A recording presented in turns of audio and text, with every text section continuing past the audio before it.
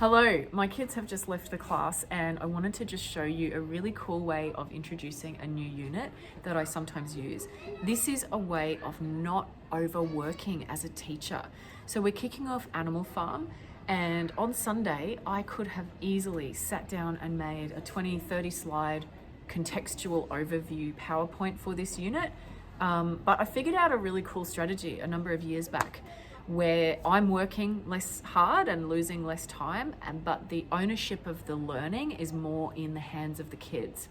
It's not that you're throwing them in the deep end with no guidance, it's just that you're structuring a way of learning for the kids that is more self-directed. So I call this activity the evolving glossary. I think it could be applicable to a lot of different contexts. I've done it for a novel study both times. So in grade 11 for the novel study for Swallow the Air, and for today as Animal Farm with George Orwell. Excellent. So this is a way of starting a new unit where there's a number of terms that your students kind of need to know before you launch. And the reason it's called evolving glossary is obviously because you might forget stuff and want to go back later or throughout the unit to add more terms.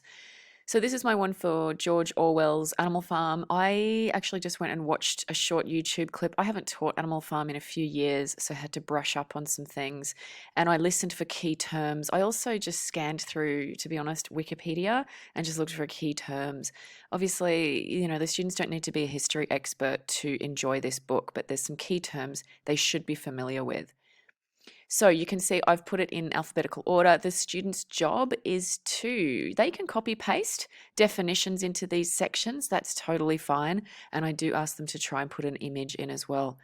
And here we have a finished product. One student sent me their work just so I could show you for the video. Phenomenal effort here. Basic copy paste definitions is fine by me. It's, as I say, it's all about how you tease out the information. So having students not looking at their notes and asking them just in little pop quiz questions, in classroom discussions, can anyone remember what novella means? What did we mean by proletariat? What year was the Russian Revolution that the book is about? What was meant by totalitarianism? So just getting some knowledge recall. And as you can see, the kids actually take a lot of pride in making it their own. Let's also take a look at one for Swallow the Air. So this is General 11, and this student has absolutely rocked this task. So this has become a document that she has used time and time again throughout the unit. She's in control of how good it looks and how detailed it is. So anytime she was forgetting key terms, she's gone back to her own glossary. You can see we've taught a lot of content in quite a succinct way. And she's got the ownership of it here. This student has the ownership instead of me making every single design choice and choice about what information is important. She's made those calls. Phenomenal work here from this student.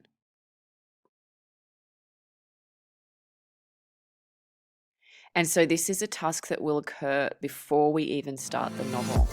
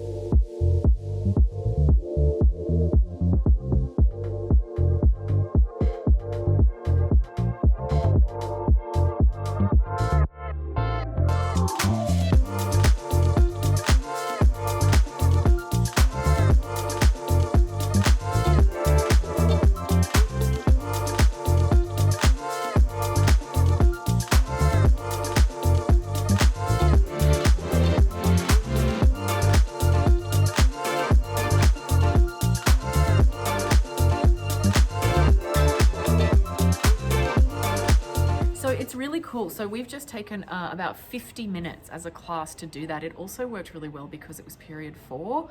And by that stage in the day, the reality is that kids aren't really susceptible to a lecture style.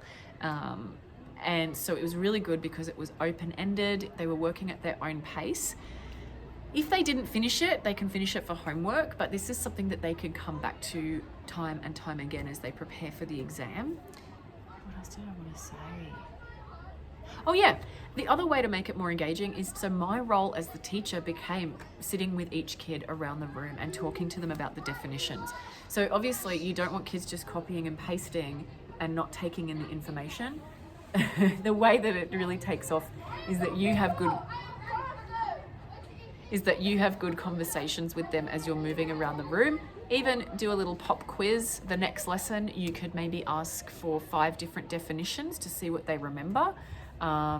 Or you could do some little group discussions where groups talk about the top 5 definitions.